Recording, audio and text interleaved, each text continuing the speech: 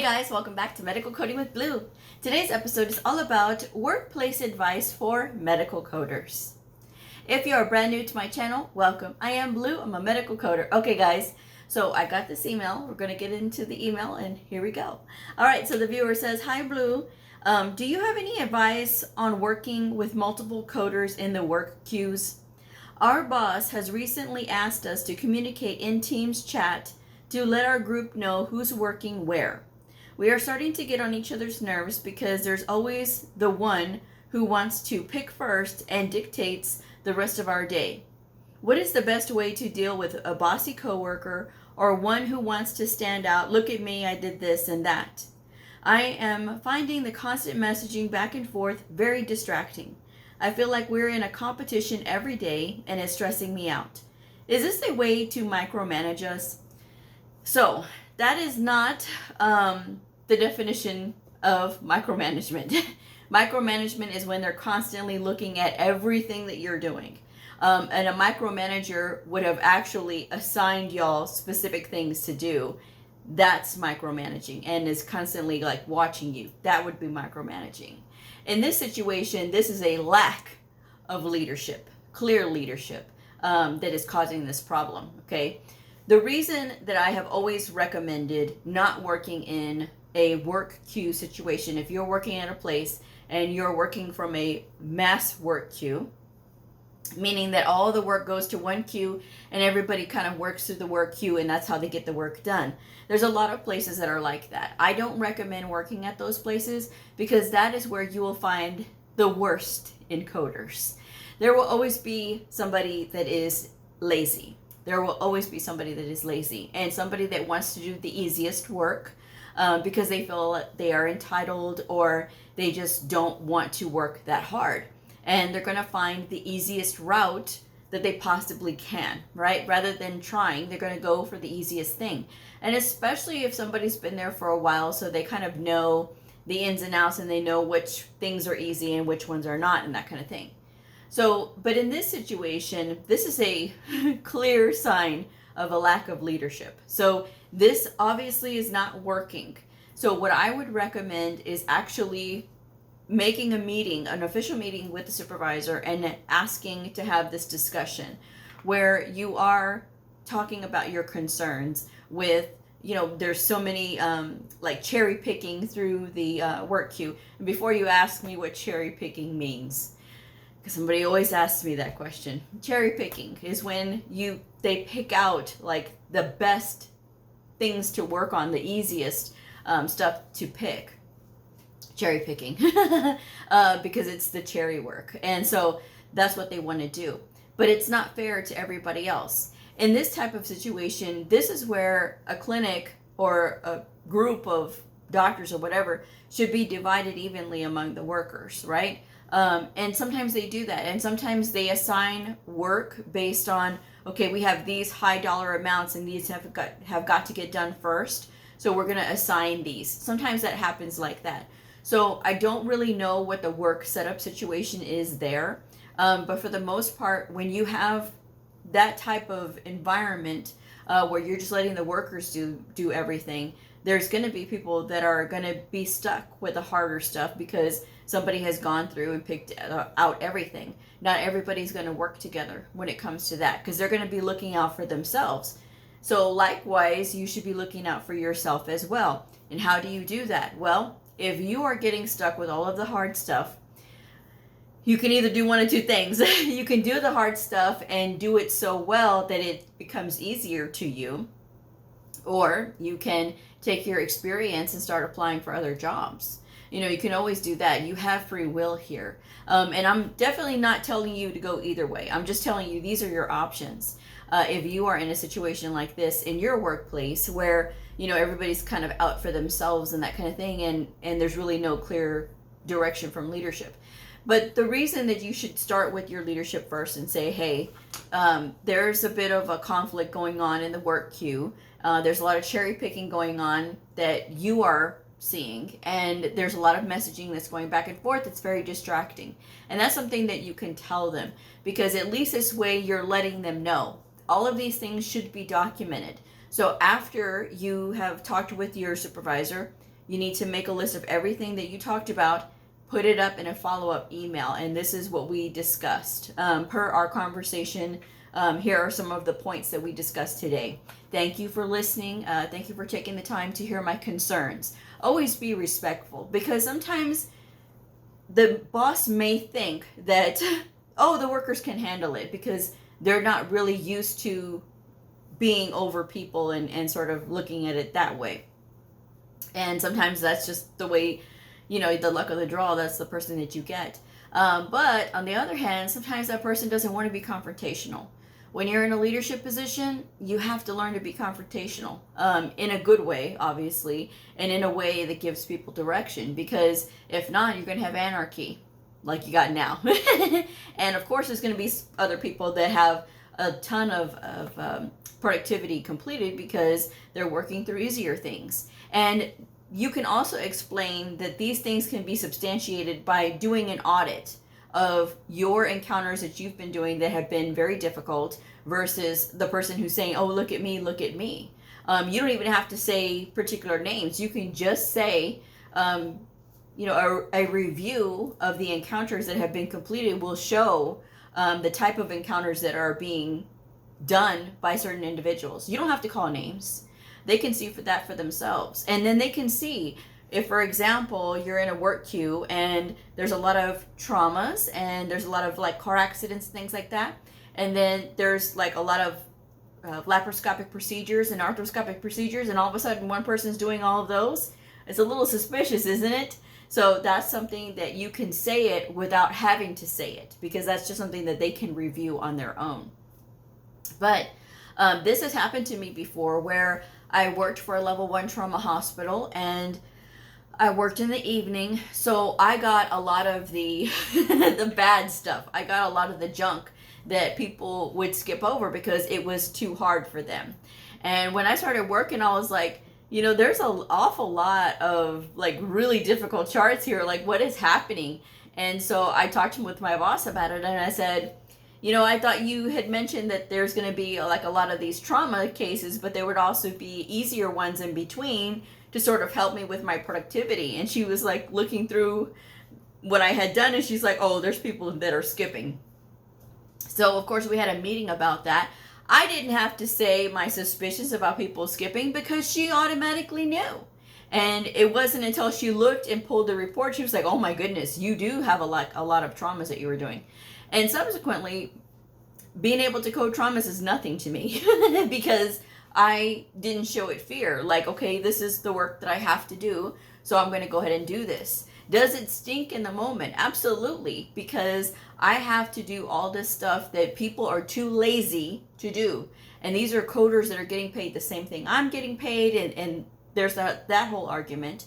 But at the same time, if you're not letting your supervisor know, because sometimes the supervisor doesn't know, if you're not letting them know, then that's sort of what happens. But I was very clear up front, like, hey, it's impacting my workload, so I want you to check this out. Look at all the things that I've been doing. And so she knew.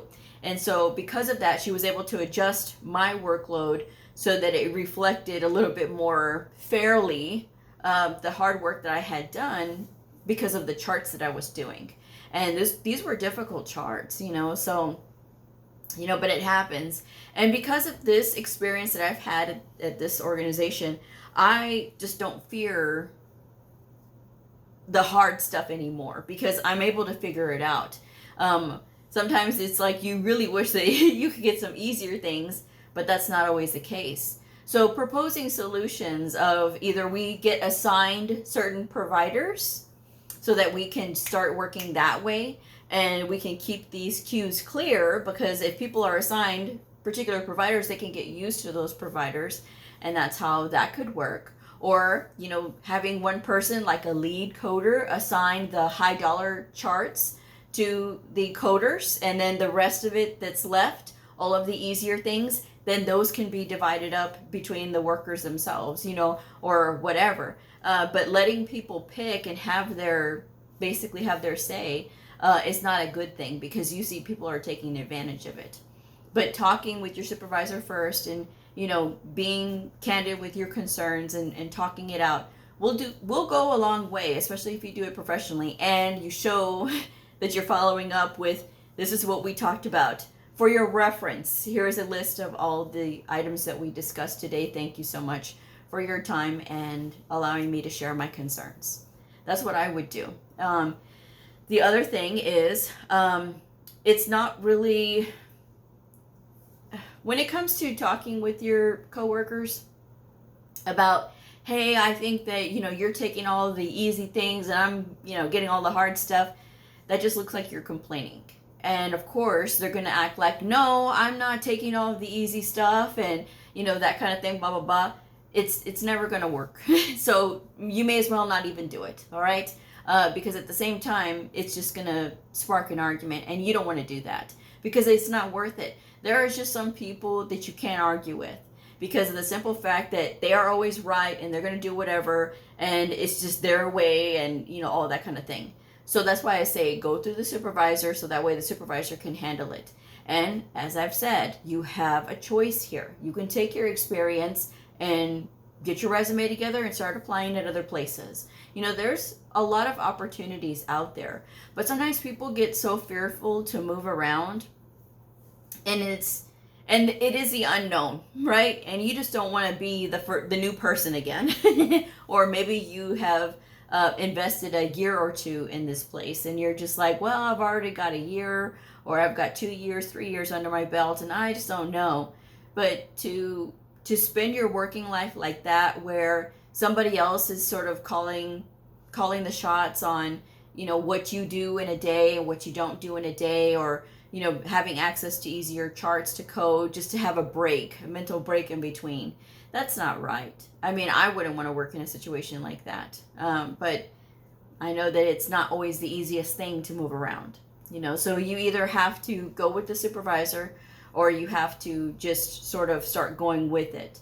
But also, when you're talking out in these meetings, maybe there's like a group meeting, or maybe there's a team meeting or whatever, you could say, I would like to propose a suggestion on the work queue situation. How about we try this? Maybe if we try this alternative, option of coding, it would be a lot easier and faster all the way around. You could do it that way. So that way it's not confrontational, like, Sue, Jane, and Sally are, coding all the easy stuff and I'm coding all the hard stuff. And again, it's going to be like 3 against 1, so you don't want that. And you don't want to look like the person that is, just complaining. You want to look like the person that, okay, we've got some solutions here. And this is an issue, because I'm sure it's not just you that is dealing with this issue with other coworkers that are, going through and getting the easier things. Other people are thinking it too. But I think getting together and proposing solutions rather than discussing the issue at hand, which is, people are just skipping and cherry picking. I think, proposing solutions would be a better option for you, because again, proposing options is a very positive way forward, and it is a way of like, okay, we're all going to benefit. We're all going to benefit because, number one, we all get evenly distributed on the difficult charts. Number two, everybody gets a chance to get some easier charts in, because yes, we are a team, but teams don't know how to be a team if we don't know how to highlight each other's good qualities. Okay. And so that's something that you have to kind of like put together. Team is not going to be all of a sudden magically a team and working together if they don't know how to highlight each other's good skills, okay, instead of what they have as their bad skills that is always going to show itself, especially in a situation where no one is speaking up and no one is saying, well, let's propose this solution versus this solution. It is about solutions, because even when I was working at the level 1 trauma hospital, I was just like, man, I don't know. This one is it's kind of difficult to always do all these difficult charts. But after a while, when I was with it, and I started doing more research, it made it a lot easier. So that is one of the things that I would suggest, is looking up those particular procedures and finding a way to make it easier for yourself. And like I said, and because of that, you won't have fear. Whereas other people who are sticking to the easier stuff, they have fear all the time because their knowledge base is very limited, and it's going to be just based on, oh, well, I only know this type of specialty, or I only know this type of coding, and they don't have those opportunities like you do as somebody that takes on all the difficult things and does all the other difficult charts. And so when you get anything new, it's not going to be so distressing for you. It's going to be actually a lot easier for you because you know how to start looking those things up. We as coders should never, ever limit ourselves and our knowledge to just only coding certain things or trying to get only the easy ones. It irritates me when I hear from people and they ask me, oh, well, which clinic would be easier for me to start in, HCC or, same day surgeries or clinics, or what would be easier for me? I never answer those questions, because if you're always looking for the easy stuff, then you're going to be impactful to your other coworkers, they're going to have to end up carrying you, and which is not fair, because at the end of the day, as I've said, what we do as medical coders is critical. And a lot of people don't think about this. We impact statistics. We impact a lot of people, the patients, the provider, the facility, ourselves, and our own knowledge. We impact a lot of things. And so if these people are so lazy that they are just saying, oh, look at me, I did all these things. Well, it's nice when you're doing a bunch of easy stuff. Sure, you can fly through all these encounters when they're easy, but what about the difficult ones? Because all it takes is for one person to audit your stuff and they can see that you're doing all the easy things. It's easy if you are coding like for immunizations or something, because it's all like the same thing, right? But at the end of the day, it really all depends. And I would always strive for coding the things that are challenging, only because, not just because I want to give myself that personal challenge, but because the exposure to it is going to make it easier for the next time I have to face it. And I would rather have all of those opportunities than not. As I've said, when I had my first assignment in coding, I had it at a cancer therapy research center. So deep into the pool, right? And then when I went to my second facility, I was coding for inpatient professional services or professional fee, right? And a lot of people would quit because they said, oh no, it's too hard, it's too hard. Well, I didn't know to be scared at the time, because I was still new and I was still learning. And I like challenges when it comes to things like that. So, but my willingness to learn that was what got my foot in the door here at my forever home. And so I will always be grateful for that experience. But that was a clinic that people were quitting, and I went into it and made it my own. So if you do that, you'll be at home anywhere and you'll have so many more opportunities than the person who limits themselves. And then your earning potential, while we never talk about money and specifics on my channel, never, ever, your earning potential will go up the more experience that you have, and especially in the variety of clinics that you have, or the variety of settings, whether it is clinic, ER, same day surgeries, professional fee, any of those things. Those are all things that will give you opportunities to be anywhere. And the more opportunities you have, again, the more great things that you can be able to do. Okay, so that would be my advice. Don't get frustrated with your coworkers, because they're going to be selfish. Some of them will be selfish. Some of them will be greedy, and they will do things like that because they're going to sabotage you, because it's all about themselves. But you know what? Greed like that never wins. I'm just saying. Greed like that never wins. And you going to your supervisor and proposing a solution to what is happening, or speaking up during a meeting and say, well, I know we do our work queue this way, but what about if we tried this idea?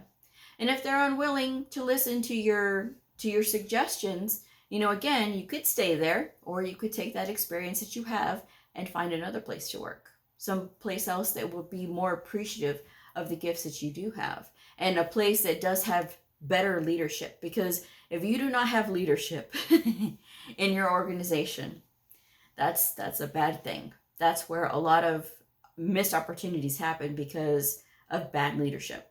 And you don't want to get caught up in that either. I'm just saying. So with that said, I'm going to go ahead and wrap this one up. Thank you guys so much for joining me. Best of luck to you out there if you are in the situation. But remember, your situation is what you make of it.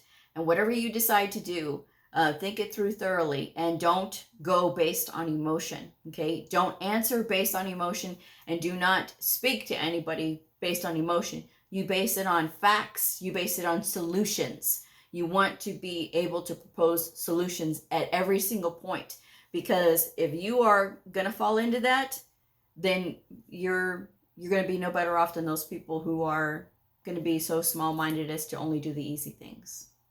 I'm just saying. So with that said, I'm going to wrap this one up now. Thank you guys so much for joining me. If this video helped you, please like, subscribe, and share, and I'll see y'all next time. Bye.